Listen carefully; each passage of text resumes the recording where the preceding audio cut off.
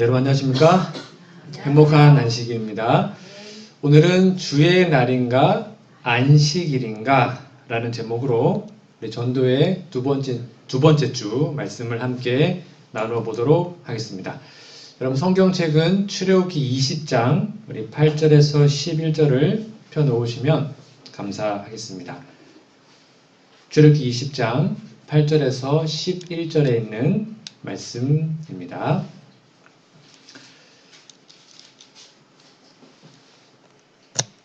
네, 출애굽기 20장 8절에서 11절 다 찾으셨죠? 여러분 저희 교회 이름이 뭐죠? 제7의 안식일 예수재림교회. 진짜 교회 이름이 길죠? 우리 교회를 소개할 거면 보세요. 제7의 안식일 예수재림교회 판교 하늘숲교회. 숨 넘어갑니다. 정말 깁니다. 근데 왜 우리 교회는 이렇게 이름을 길게 지었을까요?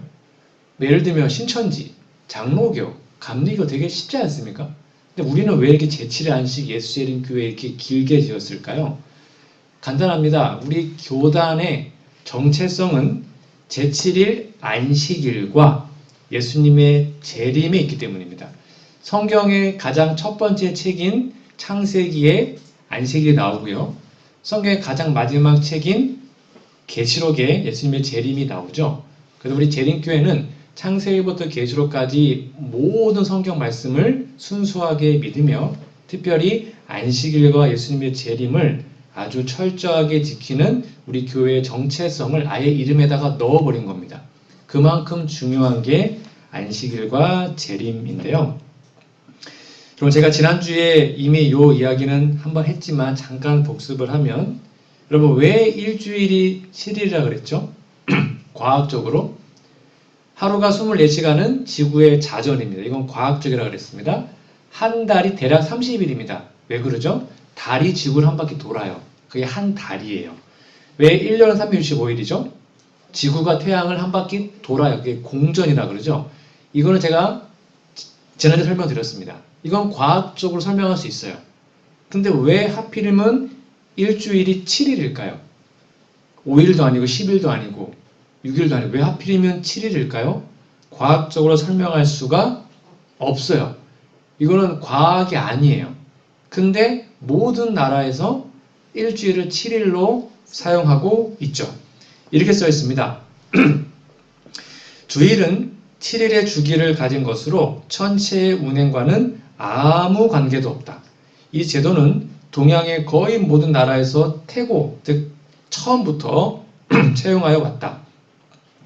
7일은 태양력이나 태음력의 1년 혹은 1년의 몇 분의 1이 되는 수가 아니기 때문에 모세의 기록, 이게 성경이죠? 모세의 기록, 모세오경을 부인하는 자들은 그 유래를 확실히 설명하기 어려운 것이다. 대형 백과사전에 이렇게 기록되어 있습니다. 그러니까 일주일이 7일인 이유는 오직 어디에서만? 성경, 특별히 모세오경에만 기록이 되어 있어요. 그러니까 성경을 부인해버리면 일주일 7일인 것을 알 길이 없어요. 그 누구도 알 수 없어요. 과학적으로 증명할 수 없기 때문입니다. 유일하게 성경에서만 하나님께서 6일 동안 창조하시고 제7일 안식했다라는 것으로 일주일의 기원이 나와 있죠. 오늘 창세기 2장 1절에서 3절에 보시면 하나님께서 일곱째 날에 안식하셨고 하나님이 일곱째 날을 복주사 거룩하게 하셨습니다. 자, 하나님께서는 인간을 창조하시기 전에 인간이 살 거처를 먼저 마련하시고 그 다음에 엿새 동안 모든 것을 다 만드셨습니다. 그런 다음에 안식일을 창조의 기념으로 세우시고 안식일이 돌아올 때마다 하나님께서는 창조의 기념일로 우리와 만나 주셨죠. 그래서 일곱째 날에 복을 주셨고 그 날을 거룩하게 구별해 놓으신 겁니다. 요약하면 안식일은 인간이 하나님과 교제하고 사람들과 친교를 나누는 아주 행복한 시간인 겁니다. 여러분 그런데 만약 하나님께서 이 창조의 기념을 장소나 물건으로 지정했다면 어떻게 됐을까요? 하나님은 창조의 기념을 시간으로 지정하셨거든요. 날로 지정했단 말이에요. 근데 만약에 장소나 물건을 창조의 기념으로 지정했다면 어떻게 됐을까요? 당연히 그 물건이나 장소는 퇴색하거나 아니면 훼손되거나 그러겠죠. 그러나 시간은 늘 새롭습니다. 즉 만약에 물건이나 장소였다면 분명히 누군가가 힘세고 돈 많은 사람들이 그거를 가져간다든지 착취한다든지 숨겨놨을 수 있겠죠. 근데 시간은 누구에게나 공평하거든요. 그래서 하나님은 시간을 정하셔서 창조의 기념일로 해놓으셨습니다. 그리고 만약에 장소나 어떤 물건을 지정했다면 여러분 그것을 찾아가야만 한다면 정말로 힘들었을 겁니다. 만약에 창조의 기념일이 어느 장소다. 그러면 여러분 돈 많은 사람만 거기 갈 수 있는 거 아니에요. 가난하거나 시간 없는 사람들은 못 가잖아요. 그래서 그게 불공평하기 때문에 빈부귀천 누구나 다 할 수 있도록 공평한 하나님은 시간에다가 기념을 정하 놓으셨죠. 그리고 아까 말한 것처럼 만약에 장소나 물건을 지정했다면 사람들은 그것을 침범하고 정복해서 자신의 소유로 삼았을 겁니다. 그래서 참 지혜로우신 하나님께서는 창조의 기념일로 일곱째 날을 정해 놓으시는 겁니다. 자, 그러면 여러분 안식일은 성경적으로 무슨 요일일까요? 토요일이요. 증명할 수 있습니까? 성경에는 토요일이란 말이 없습니다. 있습니다. 성경에는 일월 화수목이 없는 거 아시죠? 네. 요일의 이름이 없어요. 그럼 과연 증명 가능할까요? 네, 당연히 가능하겠죠. 자, 요것만 여러분 이해하시면 돼요. 누가복음 23장 53절부터 보시면 여러분이 잘 아시는 예수님의 십자가 사건이 나오거든요.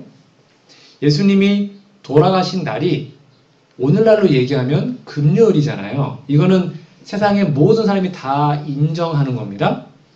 그런데 여기 보니까 이를 내려 세마포로 싸고 아직 사람을 장사한 일이 없는 바 바위에 판 무덤에 넣어두니 이날은 예비일이요. 성경은 금요일이라는 말이 없어요. 금요일을 뭐라고 표현하고 있냐면 예비일이래요. 그래서 안식일이 거의 다 되었어요. 예수님이 이제 안식일에 토요일날 무덤이 있었죠. 그리고 예수님이 언제 부활했습니까? 일요일날 부활했잖아요. 이거는 누가 어떤 한 다 인정해요. 그래서 일요일 교회 사람들 속된 말로 일요일이 부활의 날이기 때문에 예배드리는 거잖아요. 그러니까 일요일날 예수님이 부활한 것은 그 누구도 부인할 수 없습니다. 명확한 사실입니다. 성경에 써 있습니다. 안식 후 첫날 새벽에 여자들이 갔더니 예수님이 이미 부활해 계셨죠. 여러분, 일요일을 성경은 뭐라고 표현하고 있습니까? 안식 후 첫날입니다. 자, 그러면 밑에 표가 있습니다. 예수님은 무덤에서 토요일날 쉬셨고 그 다음날 일요일날 부활했어요. 그것을 안식 후 첫날이라 그래요. 그러면 일요일이 안식 후 첫날이면 그 전날은 토요일이잖아요. 토요일이 뭐라는 거예요? 안식일이라는 것이죠. 너무나 간단하게 증명할 수 있어요. 여러분, 그래서 여기 굿뉴스 바이블이라는 영어 성경에서는 아예 누가복음 24장 1절을 안식 후 첫날이라 번역 안 하고 on the early Sunday morning, 아예 그냥 일요일이다라고 번역을 약간 의역으로 해놓을 정도로 명확하게 해석할 수 있습니다. 그러니까 토요일이 안식일인 것은 명확한 성경의 진리이죠. 그리고 여기 전 세계 약 140개의 언어들이 이 토요일을 이 안식일이라는 단어에서 파생된 단어로 표기하고 있습니다. 여러분, 안식일이 영어로 뭔지 아세요? 세베스 들어보셨나요? 해피 세베스 이렇게 얘기하거든요. 또는 사바스라고도 얘기하는데 이 사바스 또는 세베스라는 단어가요. 일곱째 날, 토요일이라는 단어가 포르투갈어, 여기 보시면 비슷하죠? 사바도, 사빗, 스페인어, 포르투갈어, 아라빅 이런 언어들이 다 비슷해요. 그러니까 안식일이라는 단어가 토요일이라는 단어에서 파생된 게 거의 많은 언어에서 증명할 수 있는 겁니다. 자, 그러면 또 질문 드려볼게요. 이렇게 성경상 안식일은 토요일인데 왜 오늘날 많은 교회에서 일요일에 예배를 드릴까요? 그 이유가 뭘까요? 크게 세 가지가 있거든요. 오늘 그 세 가지 이유를 살펴보고 명확한 성경적 답을 좀 찾아보도록 하겠습니다. 첫 번째입니다. 주의 날에 대한 오해인데요. 많은 사람들이 일요일날 교회 가면서 그날을 뭐라 불러요? 주일이라고 그러죠. 주일. 좀 더 풀이하면 주의 날. 우리는 주일 예배 드립니다. 여러분 정말 주의 날 또는 주일이 일요일일까요? 성경적으로? 제가 영월에서 목회를 할 때 저희 형도 목회자거든요. 저희 형이 잠깐 놀러로 와서 같이 이제 밥을 먹으러 냉면집에 갔었습니다. 갔더니 아주 떡하니 이렇게 써놓은 거예요. 주일은 쉽니다. 물론 그때는 평일이었습니다. 그래서 이분이 교회 다니시는 걸 알 수 있었어요. 들어갔더니 여러분 보통 일요일교회 분들이 물론 다 그런 건 아니지만 성경을 많이 보진 않거든요. 근데 그분은 주인이 남자분이셨는데 이제 손님이 없으니까 식탁에서 다 성경 펴놓고 성경을 읽고 계신 거예요. 그래서 이분 진짜 믿음이 좋은 분이구나. 그래서 이제 앉아서 이제 주문을 시키고 냉면을 시키고 좀 나올 동안에 좀 시간이 있으니까 사장님 그 교회 다니시네요. 그랬더니 예, 저희 교회 다닌다고 성경을 보고 계셔서 근데 앞에 보니까 주일은 쉽니다 라고 나와 있는데 혹시 주일이 언제예요? 이렇게 물어봤죠. 그랬더니 주일은 일요일이라고. 그래요? 그래서 제가 한번 마태복음 12장 8절 좀 보실래요? 그랬더니 이분이 막 찾더니 마태복음 12장 8절을 딱 폈어요. 뭐였습니까? 인자는 안식일의 주인이라. 여기 그러니까 인자가 누군가요? 예수님이래요. 그러면 안식일의 주인이니까 주의 날은 언제일까요? 그랬더니 토요일이래. 이분이 알고 있더라고요. 알고 계셨군요. 그러면 더 놀라운 거는 토요일이 변경된 역사도 알고 있어요. 로마 카톨릭에 본인이 막 얘기를 하는 거예요. 근데 왜 토요일날 교회 안 가시고 일요일날 가십니까? 그랬더니 뭐라 하냐면 지금은 이게 날짜가 중요한 게 아니라 마음이 중요한 거라고. 그래서 우리는 일요일날 일주일에 하루를 구별하면 되는 것이지 또 맨날 하는 패턴 있잖아요. 그래서 막 얘기를 하고 계셔서 그냥 더 얘기를 못하고 밥을 먹고 나왔던 경험이 있는데 그럼 이들이 알고 있는 일요일의 변경 역사를 좀 간단하게 좀 빠르게 좀 설명드릴게요. 여러분 일요일을 지키게 된 동기가 있거든요. 아마 이미 아실 텐데 한 번 더 복습을 좀 해드리겠습니다. AD 132경부터 이 로마 제국에 대한 유대인들이 반란을 많이 일으키게 됐어요. 이 주동자가 누구냐면 발코케바라는 사람인데요. 로마 22군단을 엔케리 골짜기로 인해서 무참하게 아주 죽여버립니다. 그러니까 유대인들이 반란 일으킨 로마가 좀 당황을 하게 되었죠. 로마가 분노했습니다. 감히 로마 군단을 다 멸망시키다니. 초토화 작전에서 로마가 이제 유대인들을 학살하기 시작을 합니다. 그래서 985개의 마을을 다 전멸시켰고 약 100만 명의 유대인들이 죽임을 당하게 됩니다. 그리고 보복 조치로 이렇게 로마법을 위반하면 사형으로 다스리는 엄청난 일을 하게 됩니다. 어떻게 했냐면 토라 사용 금지. 그러니까 유대인들에게 모세오경 금지합니다. 그리고 안식일 예배를 금지해버립니다. 여러분 그 당시에 AD 130년경이니까 일반 그리스도인들도 안식일을 지켰거든요. 그러니까 로마 입장에서는 안식일날 유대인인지 그냥 일반 그리스도인들을 구분을 못한 거예요. 그냥 안식일날 쳐들어가면 다 예배드리고 있으니까 다 잡아 죽인 거죠. 그래서 안식일 지켰던 기독교인들, 그러니까 일반 유대인이 아닌 일반 기독교인들도 핍박을 받게 된 겁니다. 그러니까 기독교의 교부들이 황제에게 호소했습니다. 우리는 유대교가 아니다. 우리는 기독교다. 그러니까 유대인을 박해하면서 왜 우리도 박해를 하냐. 좀 다르게 취급해달라라고 얘기를 해요. 그러니까 로마 황제 어떻게 했을까요? 이 기독교의 교부들의 요청을 단칼에 거절하죠. 내가 볼 때는 이게 똑같은 것 같다. 단칼에 거절을 하게 돼요. 그러니까 교회 내부에 분란이 일어났겠죠. 어떤 분란이었을까요? 안식일을 계속 지켜야 된다라는 무리가 생겼을 거고, 그 다음에 또 다른 무리는 우리는 유대인과 좀 구별돼야 된다. 좀 다른 날 지켜야 되지 않겠냐? 왜 우리가 괜히 핍박받냐? 라는 것으로 교회가 양분화되게 됩니다. 그리고 그냥 토요일도 지키고 일요일 지키고 둘 다 지키자라는 무리들도 있었던 거죠. 그리고 아신 것처럼 그 당시에 일요일은 썬데이, 태양의 날로 이교도들의 예배일이었습니다. 그러니까 일요일 자체가 로마의 또 다른 신, 태양신을 숨기는 원래 예배 날이었어요. 그러니까 태양신의 숭배자들이 예배일이었던 날짜 이름 자체도 썬데이, 태양의 날이었던 거죠. 그러니까 이교도들의 예배일이 슬금슬금 교회로 들어오게 됩니다. 왜냐하면 일요일이 그때 당시에도 쉬는 날이었거든요. 그러니까 어차피 쉬는 날 예배드리면 좋지 않겠다는 것으로 슬금슬금 교회로, 진짜 교회로 들어오게 되었습니다. 그래서 일요일 예배의 시작이 되게 된 겁니다. 잠깐 요약해드리면 요겁니다. 서기 132년에 일어났던 유대인 반란 이전에는 일요일 예배에 대한 문서가 없고 150년경 바나바 서신이 처음 나타나는 것으로 보아서 일요일 예배는 유대 반란 이후에 시작된 것이 확실합니다.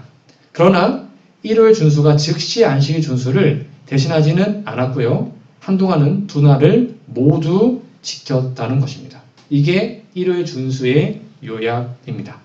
아시는 것처럼 라오디게아 종교회 아시죠? 이렇게 써 있습니다. 종교규칙 제29조 그리스도인은 유대인들처럼 안식일을 게을리 보내서는 안 된다. 그날에는 일해야 된다. 그러나 주의 날 일요일은 특별히 존중해야 하고 될 수 있는 대로 이날에는 그리스도인들이 일을 해서는 안 된다라고 결의하면서 공식적으로 일요일 예배가 교회 안에 승인되게 됩니다. 한 영상을 좀 간단하게 보여드리겠습니다.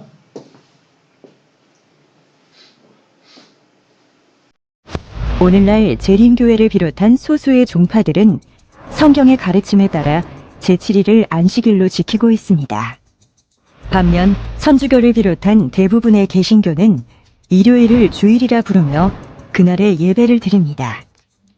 성경에는 근거가 없는 일요일 준수, 어떻게 교회 속에 들어와 이렇게 만연하게 된 것일까요?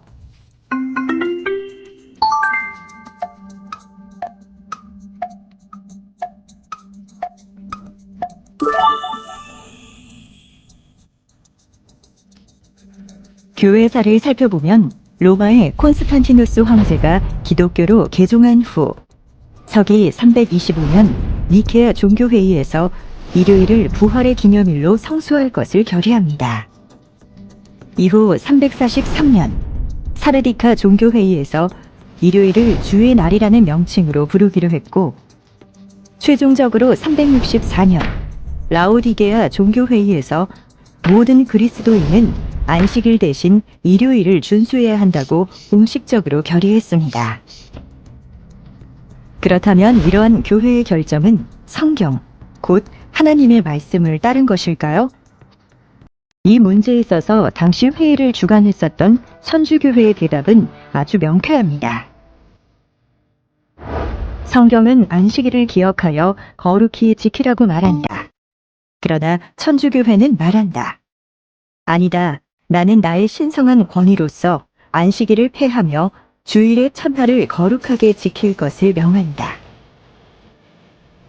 안식일을 소위 주일이라 부르는 일요일로 바꾼 것은 성경이나 하나님의 말씀에 근거한 것이 아니라 오직 교회의 권위를 통해 그렇게 하였다는 주장입니다.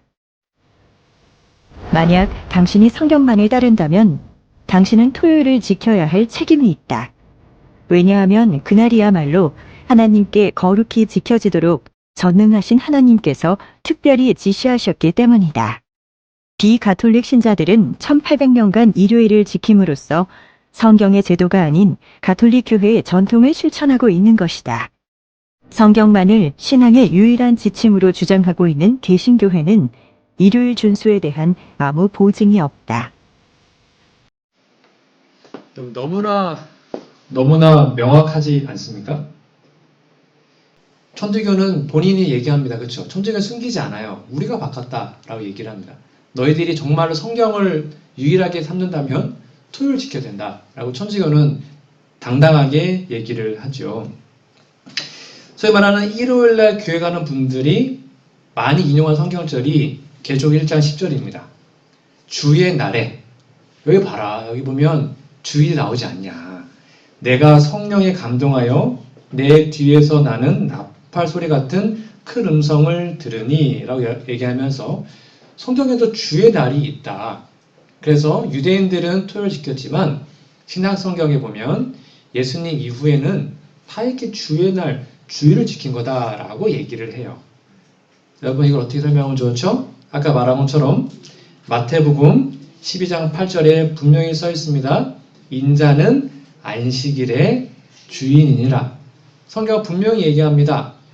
안식일의 주인, 즉 주의 날은 일요일이 아니고 안식일인 겁니다. 주의 날은 창조의 안식일, 곧 제7일이다. 하나님께서 거룩하게 하셨고 축복하신 그날에 그리스도께서 그의 천사로 말미암아 그의 종 요한에게 세상 역사가 끝나기 전에 일어나야 할 일들을 알려주셨다. 그러니까 사도 요한이 주의 날에 하나님의 계시를 받았을 때 그 주의 날도 일요일이 아니라 안식일 날 하나님을 만나서 계시를 받게 된 겁니다. 꼭 기억하시면 좋겠습니다. 두 번째, 이 주의 날에 대한 오해. 두 번째는 뭐냐면 소위 말하는 일반 개신교에서 이렇게만 주장합니다.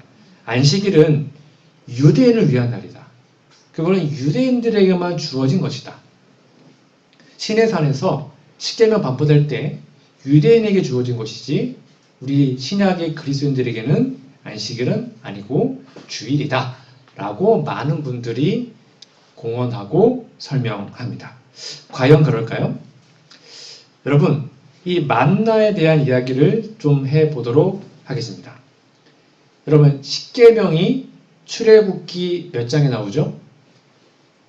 20장에 나옵니다. 꼭 기억해 주세요. 출애굽기 20장에 십계명이 나와요. 만약에 안식일이 십계명이 선포될 때, 즉 출애굽기 20장에 십계명이 선포될 때 그때 유대인들을 위해서 제정되었다면 유대인들이 시내산에 오기 전에는 당연히 안식일을 지키지 않았었겠죠. 만약에 그때 처음 제정됐다면, 그러니까 일반 개신교에서는 그렇게 주장하거든요. 그런데 성경을 볼까요? 성경에 보면 출애굽기 16장, 그러니까 십계명 반포되기 전이네요. 전에 보니까 내일은 여호와께 거룩한 안식일이라, 즉 만나를 내리면서 안식일을 가르치십니다. 그러니까 뭐가 먼저라는 거예요? 십계명에 안식일이 선포되기 전에 이미 유대인들은 뭘 지킨 거예요? 안식일을 지키고 있었습니다. 왜냐하면 안식일은 유대인을 위한 것이 아니라 아담 때부터 온 인류를 위한 하나님의 특별한 날이었기 때문이죠. 이 400년 동안 애굽에서 종살이왔던 이스라엘 백성들이 안식일을 까먹었기 때문에, 잘 지키지 않았기 때문에 시내산에 도착하기 전까지 안식일을 계속 교육하십니다. 뭘 통해서요? 만나를 통해서 그렇게 하셨습니다. 여러분, 만나는 참 특별한 음식이었죠. 그때 당시만 해도 장정만 60만이었고요. 만약에 여자랑 아이를 다 합치면 한 200만 명 넘었을 이스라엘 백성들을 매일 하나님께서는 하늘에서 만나를 내리셔서 그들을 먹이셨거든요. 여러분, 이게 얼만큼 놀라운 일이었냐면 40년간 주어졌고요. 만나가 6일 동안만 내렸죠. 그렇죠? 그리고는 그 다음날까지 남겨두면 다 썩었습니다. 원래는. 그러니까 매일매일 거둬들인 거예요. 근데 일곱째 날 7일에는, 안식일에는 만나가 내리지 않았죠. 그래서 금요일날 2배로 거뒀습니다. 그런데 2배로 거뒀는데 원래는 썩어야 되는데 안식일에는 만나가 썩지 않았어요. 왜 하나님께서 이 만나를 통해서 이런 기적을 일으켰을까요? 뭘 기억하라는 거예요? 안식일을 기억하라는 거였습니다. 그래서 오늘 만나 안 내리면 오늘 안식일이구나. 오늘은 만나가 썩지 않네. 오늘 안식일이구나. 그만큼 안식일을 끊임없이 그들에게 강조해 주신 겁니다. 여러분, 그러면 이 성경의 안식일이 변경될 수 있을까요? 소위 말하는 카톨릭에서는 우리가 바꿨다 라고 얘기하면서 니네가 그런 권위가 있냐? 권위가 있다. 그러니까 세상이 다 따르지 않냐? 라고 얘기를 하는 거예요. 그러면 성경의 안식일을 변경할 수 있는 과연 우리의 권위가 있을까? 당연히 없겠죠. 여러분 이게 히브리어거든요. 그림 같지 않습니까? 이게 히브리어인데 밑에 이렇게 점 찍어져 있잖아요. 그게 모음입니다. 아야어요. 그게 모음이고 위에 있는 게 자음입니다. 요게 자음, 요게 모음인데요. 이 히브리어에 보면 마태복 5장 18절 하나님 말씀하셨죠. 예수님께 뭐라 했냐면 진실로 너희에게 이르노니 천지가 없어지기 전에는 율법의 1.1획이라도 반드시 없어지지 않냐고 다 이루리라. 여기 1.1획이 요거 말하는 거예요. 점 하나. 이 점 하나가 찍히고 안 찍히면 의미가 확 달라지거든요. 1획은 뭐냐면 여기 요거 이런 게 살짝 꼽혀지지 안 꼽혀지냐에 따라서 또 의미가 달라지는 단어들이 있어요. 이게 히브리어예요. 근데 하나님 뭐라고 그랬어요? 1.1획도 결코 말씀은 변경될 수 없다라는 거예요. 하물며 1.1획도 변경될 수 없는 게 하나님의 말씀인데 갑자기 계명 하나를 바꿀 수 있다? 그것은 불가능한 겁니다. 여러분 이게 계약서입니다. 여러분 계약서 많이 해보셨죠? 이 계약서에 보면 저도 이제 한 교회에서 목회하면서 계약서를 몇 번 써봤는데 진짜 복잡하더라고요. 반 접어가지고 도장을 엄청 많이 찍더라고요. 계속 도장 찍고 이렇게 이제 도장을 찍잖아요. 반 접어서 페이지마다 도장을 다 찍습니다. 그리고는 두 부를 만들어가지고 한 부씩 나눠갔죠. 여러분 이 계약서에 아무리 명확하게 잘 해놔도 도장이 없으면 계약이 성립이 됩니까? 안 됩니다. 절대 안 됩니다. 그래서 한 페이지라도 도장이 찍혀있지 않으면 안 돼. 그래서 아주 꼼꼼하게 다 도장을 찍고 날일을 해서 계약을 성사합니다. 도장은 그만큼 중요한 것이죠. 여기 하나님의 십계명이 있습니다. 여러분 아시는 것처럼 1에서 10가지의 계명이 있죠. 옆에 보면 천주교의 십계명이 있습니다. 이게 천주교 교리문답이거든요. 여기 보시면 천주교의 십계명에는 하나님의 십계명과 좀 다른 게 있죠. 뭐가 다릅니까? 넷째 계명이 위로 올라갑니다. 셋째 계명에 주의를 지키고, 왜냐하면 둘째 우상 숭배 계명을 천주교에서는 빼버렸습니다. 왜냐하면 본인들이 우상 숭배하니까. 그러니까 이제 9개밖에 안 남았잖아요. 그래서 마지막 10번째 계명을 어떻게 해요? 2개로 나눠버렸습니다. 남의 아내를 원치 말고 남의 재물을 탐하지 말라. 이렇게 십계명을 바꿨던 겁니다. 그래서 여기서 정말로 중요한 건 뭐냐면 하나님의 계명 중에 핵심은 안식 계명이거든요. 왜냐하면 여러분 이 안식일은 성경에서 특별히 십계명에서 뭘 의미하냐면 하나님의 도장이거든요. 아까 말한 것처럼 계약서에서 도장을 바꾸면 또는 도장을 안 찍거나 도장이 없으면 그 계약서는 뭐가 되냐면 무효화되는 겁니다. 그러니까 사탄은 십계명을 다 바꿀 필요가 없어요. 뭐만 바꾸면 되는 거예요? 도장만 바꾸면 돼요. 도장만 바꾸면 십계명 전체가 무효화되기 때문입니다. 여러분 이게 왕의 직인이거든요. 여기 보면 왕의 옥새에는 뭐가 반드시 기록되어 있냐면 왕의 통치 범위, 그러니까 그 나라의 범위, 영토의 범위가 어디까지인지, 그 다음에 그 왕의 신분, 그리고 이름, 요 세 가지가 반드시 옥새에 딱 기록이 되어 있어야지만 그게 왕의 도장입니다. 그래서 오늘날 우리 국가에서 어떤 훈장을 줄 때도 이렇게 도장을 찍어서 우리에게 주잖아요. 이렇게 써 있습니다.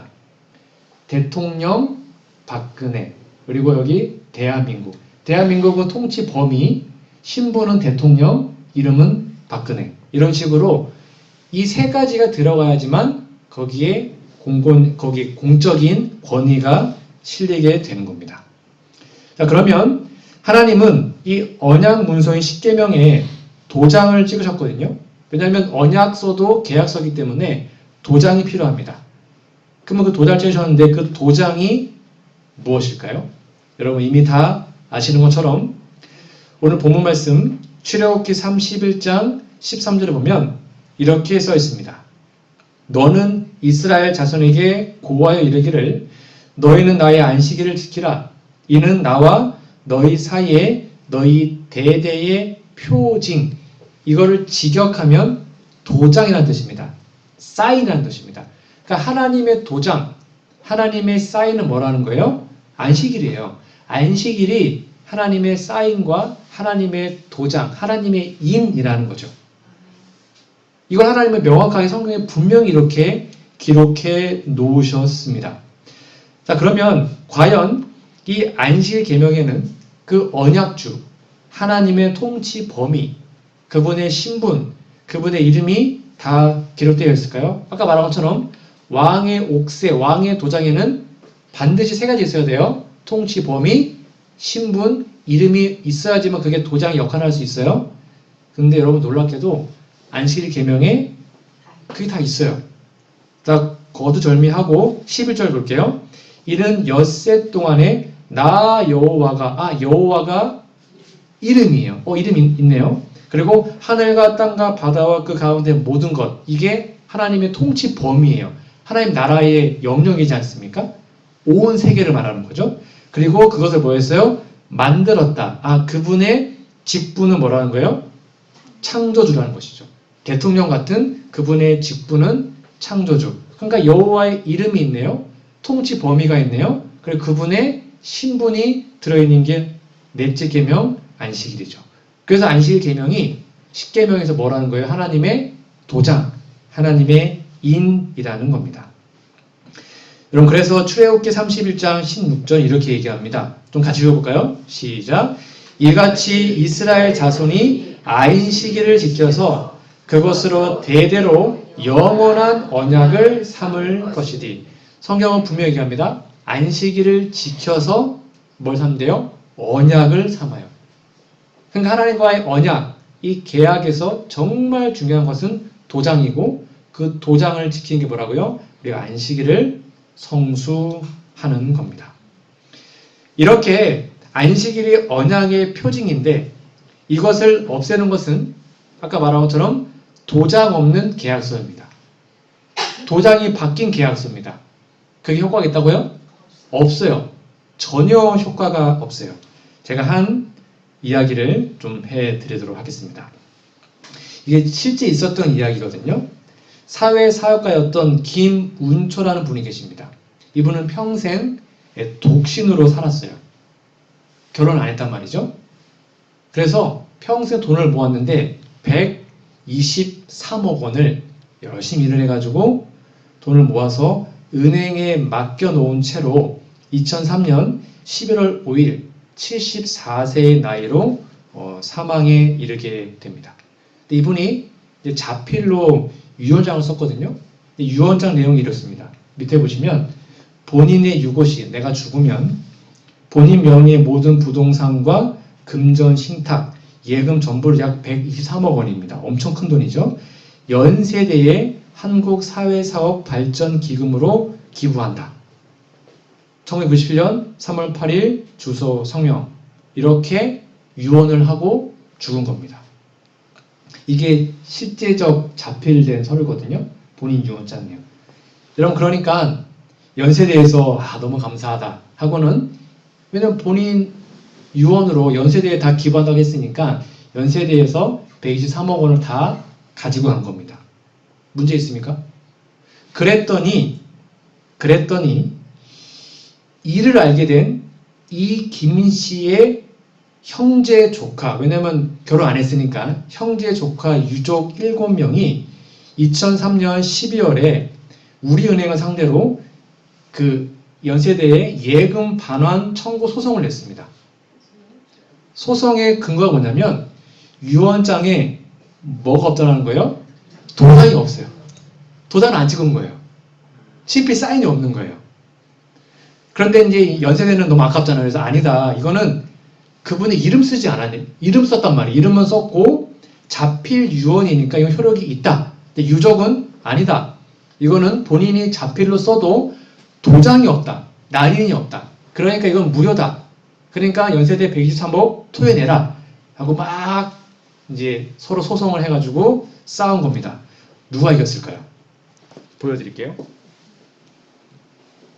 대법원은 사회사업가 고 김운초 씨가 연세대학교 앞으로 남긴 예금 123억 원을 돌려달라며 유족들이 낸 소송에서 연세대의 상고를 기각하고 유족의 손을 들어주었습니다.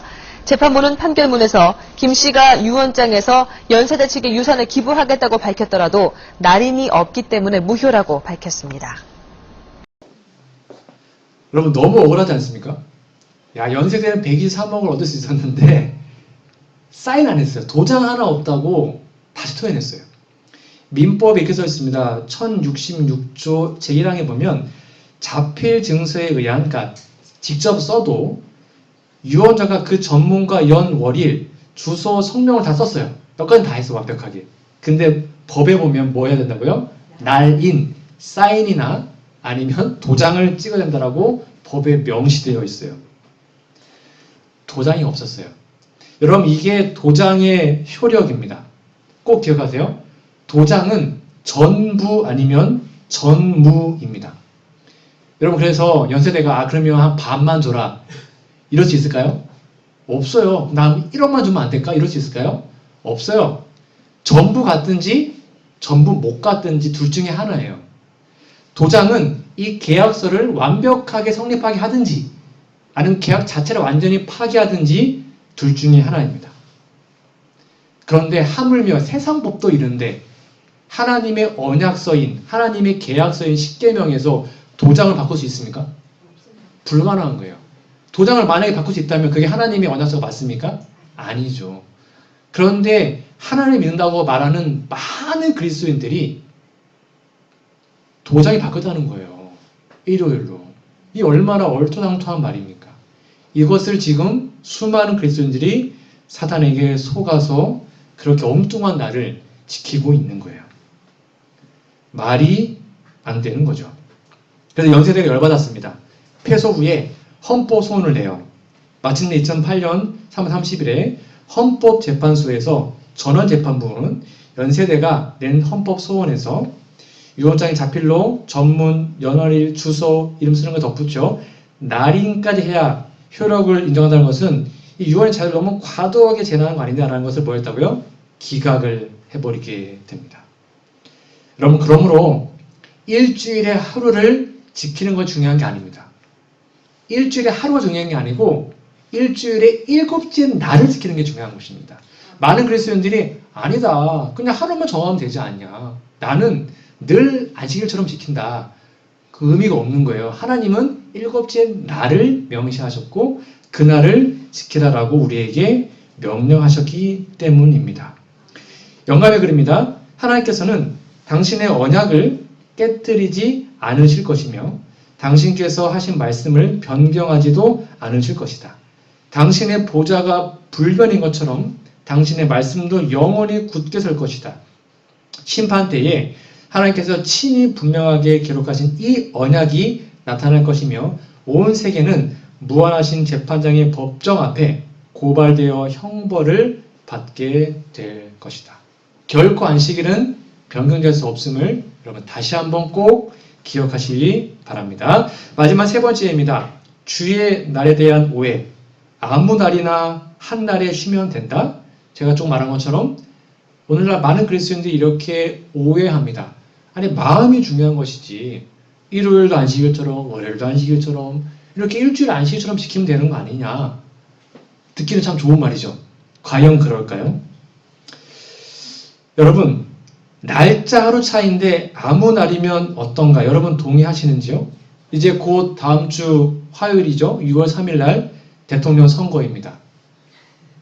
여러분 6월 4일 날 하루 차이인데 6월 4일 날 저 선거하러 가면 될까요? 안 될까요? 왜요? 하루 차이인데요. 괜찮지 않습니까? 하루 차이인데?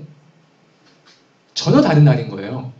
그러니까 토요일이면 어떠고 일요일이면 어떠냐? 그 말이 안 되는 거예요. 왜냐하면 그 날짜가 정말로 중요하기 때문입니다. 이거는 율법주의가 아니에요, 여러분. 여러분, 율법주의는 좋은 것입니다. 율법주의는 원래는 율법에 순종하자라는 거예요. 물론 율법에 순종해야지만 구원받는다는 게 아니고 율법에 순종하자는 그 마음 자체는 좋은 것입니다. 왜냐하면 하나님께서는 율법에 순종하라고 명령하셨기 때문이죠.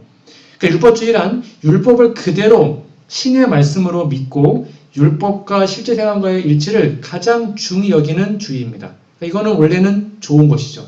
말씀에 순종하는 것입니다. 그래서 율법주의란 신학사에서 인간의 선행이나 율법 준수를 칭의나 구원의 수단으로 주장하는 것입니다. 그러나 안식일을 비롯한 율법의 준수는 구원받기 위해서가 아니죠. 구원받은 열매들인 겁니다. 우리가 광복절을 지켜야 광복이 옵니까? 아니잖아요.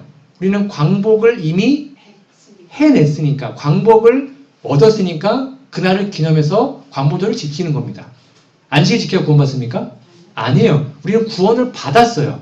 그러니까 그 구원의 기념, 창조의 기념으로 안식일을 지키는 거예요. 순서가 바뀐 거죠. 꼭 이 사실을 기억해야 합니다. 그럼 하나님을 우리는 사랑합니다. 하나님을 사랑하는 게 뭐예요? 하나님은 우리가 무엇을 할 때 너가 날 사랑하는구나 라고 믿어주실까요? 이렇게 써 있습니다. 하나님을 사랑하는 것은 이것이니 우리가 그의 계명을 지키는 거예요. 그분의 말씀에 순종하는 거예요. 그것이 그분을 사랑하는 거예요. 그러니까 하나님 사랑합니다 라고 말은 하는데 말씀대로 순종은 안 해요. 사랑하는 게 아니에요. 그게 성경의 말씀인 거죠. 순종은 하나님을 향한 우리의 사랑과 믿음과 신뢰를 대변하는 덕목입니다. 수많은 그리스도인들이 일요일을 지키면서 하나님의 말씀을 어기면서 하나님 사랑한다고 고백합니다. 아무 의미가 없는 거예요. 마지막 한 이야기만 들려드리고 오늘 말씀을 정리하겠습니다. 이건 실제 있었던 이야기인데요. 1998년 7월 30일에 노원교회 김영애 집사님이 친자들과 함께 지리산으로 놀러가서 텐트를 치고 물놀이를 하며 마치 즐겁게 놀았어요. 그런데 몇 날 놀다 보니까 이제 안식일이 다가온 겁니다. 금요일이었던 거예요. 근데 친척들은 안 믿는 분들이에요. 그래서 이분이 고민했습니다. 어떻게 할까 고민하다가 나는 오늘 이제 안식일이니까 먼저 좀 이렇게 내려가겠다. 그러니까 이 큰 아주버님이 이게 분위기 깬다라고 막 꾸중을 해요. 그래서 나는 가야겠다. 그러니까 또 한 팀이 가는데 또 누구 남아있기 애매하잖아요.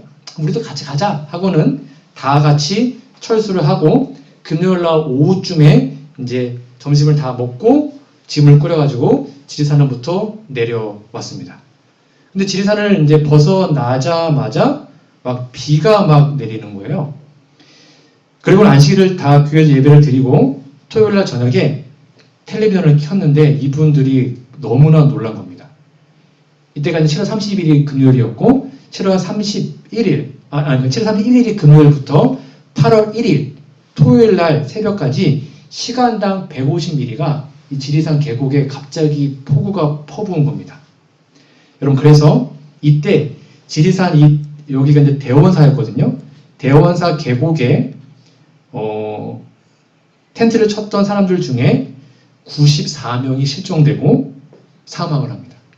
그러니까 여기에 이 본인들만 텐트 친 게 아니라 되게 많이 쳤을 거잖아요. 그러니까 금요일날 그냥 잠깐 잠잔 사이 물이 풀어가지고 싹 다 죽은 겁니다. 그러니까 만약 이분이 안식을 지키기 위해서 안 내려왔다면 똑같이 죽었을 거예요. 그런데 이렇게 고백합니다. 안식일을 지키려고 노력한 김영희 집사님은 자신이 안식일을 지킨 게 아니라 안식일이 우리를 지켜줬다라고 설명했고, 그리고 신앙을 하지 않는 친척들도 야 진짜 그때 오길 잘했다. 정말 안식일이 중요하구나. 그때 깨닫고 하나님을 믿게 되었다라고 고백을 한 귀한 간증을 제가 들은 적이 있습니다. 여러분, 우리는 안식일을 지키는 게 아닙니다. 안식일이 우리를 지켜주는 것이죠. 그게 바로 하나님께서 우리를 정말로 안식일 교인으로 만드신 이유입니다. 여러분 스트레스가 있으십니까? 짜증, 만성 피로, 우울증, 많은 사람들이 힘들어합니다. 여러분 그런데 이러한 정신적 고통, 스트레스, 짜증, 우울은 우리 정말 안식일을 거룩하게 지키고 이 날에 하나님을 만나서 그분께 우리의 죄를 드리고 그분의 축복을, 그분의 평강을 얻는다면 모든 것 다 해결할 수 있거든요. 정말입니다. 그래서 하나님은 우리에게 안식일을 선물로 하신 겁니다. 꼭 기억하십시오. 우리가 안식일을 지키는 것이 아닙니다. 안식일이 우리를 지켜줍니다. 왜냐하면 그것이 언약의 증표이기 때문입니다. 안식일 준수해서 여러분의 모든 하나님의 말씀을 통해 하나님께 날마다 나아가시고 특별히 이 안식일 날 이 귀한 말씀 수고하고 무거운 짐진 자들아 다 내게로 오라 내가 너희를 쉬게 하려는 이 말씀이 우리가 안식일마다 경험되어지는 진정한 안식일 교회 우리 모두가 되기를 간절히 바라며 오늘 말씀을 마치도록 하겠습니다.